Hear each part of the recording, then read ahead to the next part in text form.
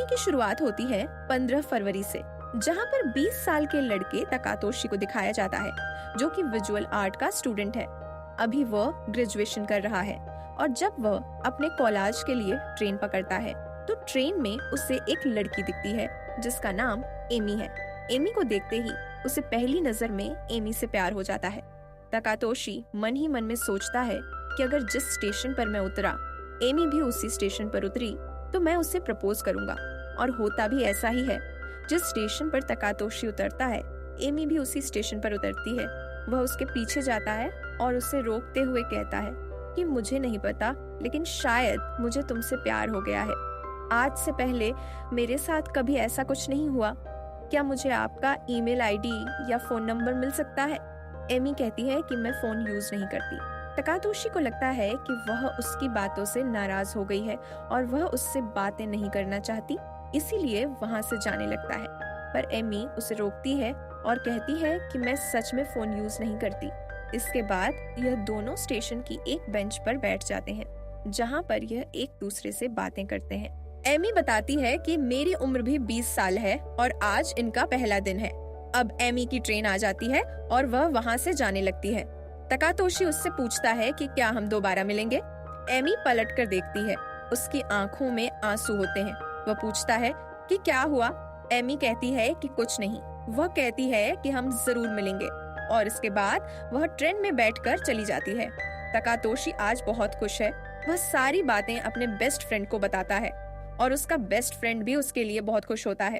अगले दिन तकातोशी एक बार फिर से उसी ट्रेन में जाता है। वह एमी को चारों तरफ देख रहा होता है, लेकिन एमी ट्रेन में नहीं होती, जिससे उसे बहुत दुख होता है।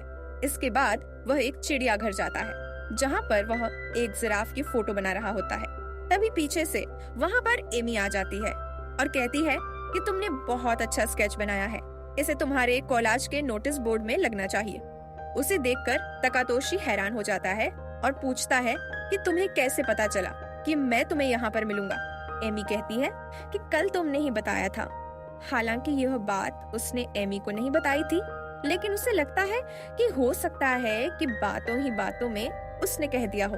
इसके बाद वह एमी को झील के किनारे ले जाता है, जहाँ पर वह एमी को बताता है कि जब मैं 5 साल का था तभी से मुझे स्केच बनाने का बहुत शौक था। मैं यहाँ पर स्केच बनाने के लिए आया था और गलती से पानी में गिर गया, लेकिन एक लेडी ने मेरी जान बचाई। मैं उस दिन मरते मरते बचा। एमी कहती है कि जब मैं 5 साल की थी मेरे साथ भी ऐसा ही हुआ था। मैं एक मेले में थी और मुझे भी एक आदमी ने बचाया था। तकातोशी हैरान हो जाता है कि ऐसा कैसे हो सकता है। एमी कहती है कि दुनिया में इत्तेफाक होते हैं। इसके बाद वह एमी से उसका फोन नंबर मांगता है और आज एमी उसे अपना फोन नंबर दे देती है। वापस अपने रूम में आकर वह सारी बातें अपने बेस्ट फ्रेंड को बताता है। उसका बेस्ट फ्रेंड कहता है कि तुम्हें एमी को डेट पर चलने के लिए पूछना चाहिए। हालांकि वह ऐसा नहीं करना चाहता, क्योंकि अभी वह एमी से सिर्फ 2 बार मिला है। पर अपने बेस्ट फ्रेंड के कहने पर वह एमी को कॉल करता है और पूछता है कि क्या कल तुम मेरे साथ डेट पर चलोगी। एमी हाँ कह देती है, जिससे वह बहुत खुश हो जाता है। अगली सुबह जब वह अपने कॉलेज जाता है तो वह देखता है कि नोटिस बोर्ड में उसकी जिराफ वाली पेंटिंग लगी है। जैसा कि एमी ने कहा था कि इसे तो नोटिस बोर्ड में लगना चाहिए, लेकिन वह इस बात पर ज्यादा ध्यान नहीं देता और अब वह एमी से मिलता है। आज इनकी पहली डेट है। यह दोनों मूवी देखने के लिए जाते हैं, जिसके बाद यह खाना भी खाते हैं। यह दोनों एक दूसरे के साथ बहुत खुश हैं और जब रात हो जाती है तो तकातोशी एमी से पूछता है कि क्या तुम मेरी गर्लफ्रेंड बनोगी। वह कहती है कि मैं बहुत ज्यादा इमोशनल हूँ और मुझे खाने का भी बहुत शौक है। क्या तुम मुझे पैम्पर कर पाओगे? तकातोशी कहता है कि क्यों नहीं, और वह उसकी सारी शर्तें मान जाता है। ये दोनों अब रिलेशनशिप में हैं। अगले दिन तकातोशी अपना रूम शिफ्ट कर रहा होता है, तभी वहाँ पर एमी आ जाती है। वह उसकी मदद करती है और जब यह दोनों के दोनों रूम में सामान सेट कर रहे होते हैं, तभी अचानक से एमी पलट कर रोने लगती है। उसकी आंखों में आंसू आ जाते हैं, जिस बारे में तकातोशी को पता नहीं चलता। और अब वह देखती है कि एक बॉक्स के अंदर एक डायरी है। वह तकातोशी से पूछती है कि यह डायरी किसकी है। वो बताता है कि जिस लेडी ने मेरी जान बचाई थी, वह जब मैं 10 साल का हुआ यानी कि 5 साल बाद एक बार फिर से मुझसे मिलने के लिए आई। उसने यह डायरी मुझे दी और मुझसे वादा लिया कि मैं कभी इस डायरी को खोलकर ना देखूं। इसीलिए आज तक मैंने इस डायरी को कभी नहीं खोला। जल्दी ही एमी की मदद से तकातोशी अपने पूरे रूम को सेट कर लेता है। रात हो जाती है। एमी कहती है कि अब मुझे जाना होगा। तकातोशी उसे रेलवे स्टेशन छोड़ने के लिए जाता है। रास्ते में वह एमी का हाथ पकड़ लेता है और कहता है कि आज पहली बार मैंने किसी लड़की का हाथ पकड़ा है। एमी की आंखों में आंसू आ जाते हैं। तकातोशी कहता है कि तुम सच में बहुत इमोशनल हो। इसके बाद वह ट्रेन में उसे छोड़कर अपने घर वापस आ जाता है। अगले दिन यह एक बार फिर से मिलते हैं, जहां पर यह शॉपिंग करते हैं और आज एमी पहली बार तकातोशी के लिए खाना बनाती है। तकातोशी कहता है कि मेरी मॉम भी बिल्कुल ऐसे ही खाना बनाती हैं। एमी के मुंह से निकल जाता है कि यह तुम्हारी मॉम की रेसिपी है। यह सुनकर तकातोशी हैरान हो जाता है, क्योंकि अब तक उसने एमी को अपने घर पर किसी से नहीं मिलवाया। वह एमी से कहता है कि उस दिन जब मैं जिराफ की फोटो बना रहा था तो तुमने कहा था कि यह नोटिस बोर्ड पर लगनी चाहिए। अगले दिन वह नोटिस बोर्ड पर लग गई थी और आज तुमने मेरी मॉम जैसा खाना बनाया। क्या तुम्हारे पास कोई खास पावर है? क्या तुम फ्यूचर देख सकती हो? एमी कहती है कि अगर ऐसा हो सकता तो मैं शेयर मार्केट में पैसे लगाकर बहुत अमीर बन जाती। वह इस बात को मजाक में उड़ा देती है। अगले दिन यह एक बार फिर से मिलते हैं, जहां पर एमी तकातोशी का एक नया हेयर स्टाइल बनाती है। इन्हें मिले हुए आज पूरे 15 दिन हो चुके हैं। ये अब एक दूसरे से बहुत प्यार करते हैं। एमी रात होने पर अपने घर चली जाती है और आज गलती से वह अपनी डायरी को तकातोशी के घर पर ही छोड़ आई है। तकातोशी जब उस डायरी को पढ़ता है तो उसे कुछ समझ नहीं आता, क्योंकि उसमें डेट के साथ इवेंट्स लिखे होते हैं और हर एक डेट रिवर्स ऑर्डर में होती है। जैसे 10 तारीख के बाद 9 तारीख, 9 तारीख के बाद 8 तारीख। तकातोशी को कुछ समझ नहीं आता और तभी एमी का कॉल आता है। वह पूछती है कि क्या तुमने मेरी डायरी को पढ़ा? वह कहता है कि हाँ, लेकिन मुझे कुछ समझ नहीं आया। एमी एक टेलीफोन बूथ से उसे कॉल कर रही होती है। एमी कहती है कि हम दोनों का एक राज है जिस बारे में मैंने तुम्हें कभी कुछ नहीं बताया, लेकिन कल मैं तुम्हें सब कुछ बता दूंगी।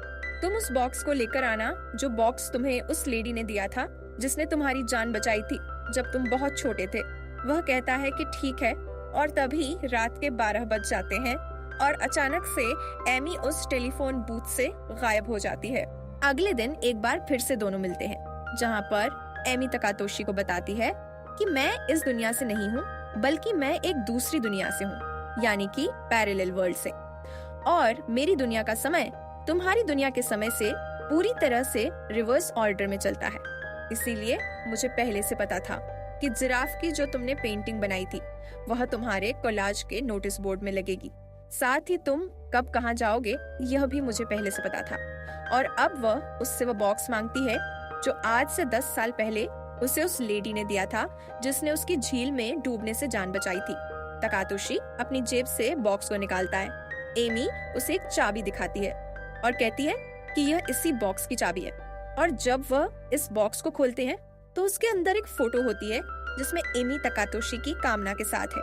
यह देखकर तकातोशी हैरान हो जाता है, क्योंकि अब तक उसने एमी को अपनी फैमिली से नहीं मिलवाया। एमी बताती है कि यह फोटो हम कुछ दिनों के बाद लेंगे। दरअसल 5 साल की उम्र में तकातोशी की जिस लेडी ने जान बचाई थी वह और कोई नहीं बल्कि एमी थी। उस वक्त उसकी उम्र 35 साल थी, क्योंकि उसकी दुनिया का टाइम रिवर्स ऑन ऑर्डर में चलता है। इसीलिए 15 साल बीत जाने के बाद आज उसकी उम्र 20 साल है और 15 साल बाद तकातोशी भी 20 साल का है। ये दोनों एक ही उम्र के हैं। एमी उसे बताती है कि मैं हर 5 साल बाद 1 महीने के लिए इस दुनिया में आती हूँ। सबसे पहले मैं उस वक्त आई थी जब तुम 5 साल के थे, मैंने तुम्हारी जान बचाई थी। दूसरी बार मैं उस वक्त आई जब तुम 10 साल के थे और मैं 30 साल की, उस वक्त मैंने तुम्हें बॉक्स दिया था। तीसरी बार मैं तुम्हारे 15 साल की उम्र में आई जब मैं 25 साल की थी, और आज 5 सालों के बाद जब तुम 20 साल के हो चुके हो तो मैं भी 20 साल की हूँ। और यह पहली और आखिरी बार है जब हम एक ही उम्र के हैं। इसके बाद तुम्हारी उम्र बढ़ेगी और अगली बार जब मैं तुम्हें मिलूंगी तो तुम्हारी उम्र 25 साल होगी और मेरी 15 साल। इसके बाद मैं 10 साल की उम्र में आऊंगी तब तुम्हारी उम्र 30 साल होगी, और जब मैं 5 साल की उम्र में आऊंगी तब तुम्हारी उम्र 35 साल होगी। याद है, मैंने तुम्हें बताया था कि झील में डूबने से मेरी किसी आदमी ने जान बचाई थी। वह और कोई नहीं बल्कि तुम ही थे। ये सारी बातें सुनकर तकातोशी कंफ्यूज्ड हो जाता है। वह कहता है कि अगर तुम्हारी उम्र रिवर्स में चलती है, यानी कि जो मेरा पास्ट है वह तुम्हारा फ्यूचर है, तो तुम्हें अपने फ्यूचर के बारे में कैसे पता? वह कहती है कि जब तुम 25 साल के हो जाओगे और मैं 15 साल की, तो मैं 1 महीने के लिए फिर से इस दुनिया में आऊंगी। तब तुम ही मुझे यह सारी बातें पाओगे जिन्हें मैं डायरी में लिख लूंगी। यानी कि एमी के पास जो डायरी है जिसमें उसने सारे के सारे इवेंट्स को रिवर्स ऑर्डर में रिवर्स स्टेट में लिखा हुआ है, वह उसे और किसी ने नहीं बल्कि खुद तकातोशी ने बताया है। जो वह उसे आने वाले 5 साल बाद जब वह दोबारा 1 महीने के लिए इस दुनिया में आएगी तो यह सारी बातें बताएगा जिन्हें वह डायरी में लिख लेगी। और अब तकातोशी के दिल में उसके लिए प्यार खत्म हो जाता है, क्योंकि उसे पता चल चुका है कि जो भी वह उसके साथ कर रही है वह सिर्फ डायरी में पढ़कर कर रही है।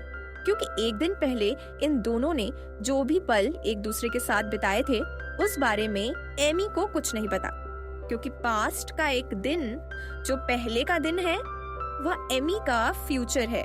यानी कि 1 दिन पहले जो वक्त इन दोनों ने साथ बिताया था उस बारे में एमी को कुछ नहीं पता। वह एमी का फ्यूचर है और तकातोशी का पास्ट है। उसे अपने 1 दिन पहले के बारे में सब कुछ याद है, लेकिन एमी को नहीं। एमी जो भी 1 दिन पहले के बारे में उससे बात कर रही होती है वह सिर्फ डायरी में पढ़कर कर रही होती है, जो बात तकातोशी को बिल्कुल पसंद नहीं होती। तकातोशी कहता है कि अब हमें नाटक करने की कोई जरूरत नहीं है। हम दोनों के मिलने का एक ही मकसद था। जब मैं 5 साल का था और तुम 35 साल की, तो तुमने मेरी जान बचाई थी, और जब तुम 5 साल की हो जाओगी और मैं 35 साल का, तब मैं तुम्हारी जान बचाऊंगा। तो हमें उसी मकसद पर फोकस करना चाहिए। ये कहते कहते वो बहुत इमोशनल हो जाता है, क्योंकि सच में उसने एमी से बहुत प्यार किया है। तकातोशी वहाँ से चला जाता है। उसे बहुत तकलीफ हो रही होती है, और अब उसे एहसास होता है कि जो तकलीफ उसे अब हो रही है उस तकलीफ को एमी शुरू से ही बर्दाश्त कर रही है। 15 फरवरी जो इनके मिलने का पहला दिन था, दरअसल एमी का वह आखिरी दिन था। इसीलिए जब वह जा रही थी तो उसकी आंखों में आंसू आ गए थे, क्योंकि उसे पता था कि 15 फरवरी के बाद अब वह 5 साल बाद ही तकातोशी से मिलेगी। जबकि आने वाले सभी पल जो अब वह जिएगा, यानी कि 16 मार्च तक, वह पहले से एमी जी चुकी है। क्योंकि 16 मार्च जो कि तकातोशी के लिए उसका आखिरी दिन होगा, वह एमी का दरअसल पहला दिन था, क्योंकि उसकी उम्र रिवर्स में चलती है। अपनी गलती का एहसास होने के बाद वह एमी को कॉल करता है।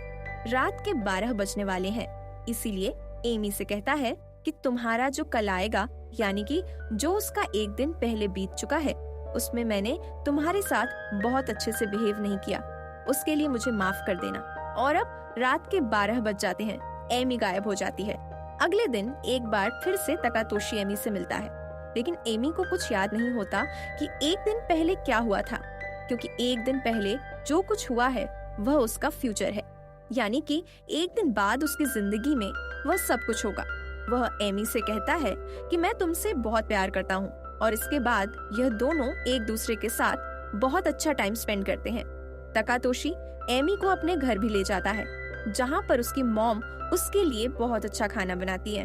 एमी उनसे खाने की रेसिपी पूछती है, और एक यही कारण होता है कि पास्ट में एमी ने तकातोशी के लिए वैसा ही खाना बनाया था जैसा कि उसकी मॉम बनाती हैं, क्योंकि उसने तकातोशी की मॉम से रेसिपी पूछ ली थी।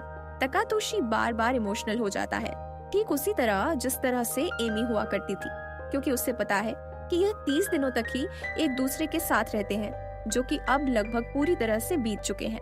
और अब 16 मार्च आ जाता है, जो कि उसका एमी के साथ आखिरी दिन है, लेकिन यह एमी का उसके साथ पहला दिन होगा। तकातोशी जब अपनी यूनिवर्सिटी में होता है तो वहाँ पर एमी आती है, जो बहुत शर्मा रही होती है। हालांकि वह पहले से तकातोशी को जानती है। तकातोशी कहता है कि मैं तुम्हारी एक फोटो बनाऊंगा। तकातोशी के सामने एमी बैठ जाती है और उससे पूछती है कि हमने 30 दिनों तक क्या क्या किया था। मैं हर एक बात को डिटेल में लिखना चाहती हूँ।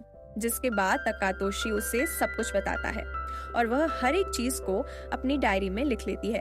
ये दोनों पूरा दिन एक दूसरे के साथ बिताते हैं और जब रात के 12 बजने वाले होते हैं तो यह उसी स्टेशन पर जाते हैं जहां से एमी हमेशा ट्रेन पकड़ा करती है।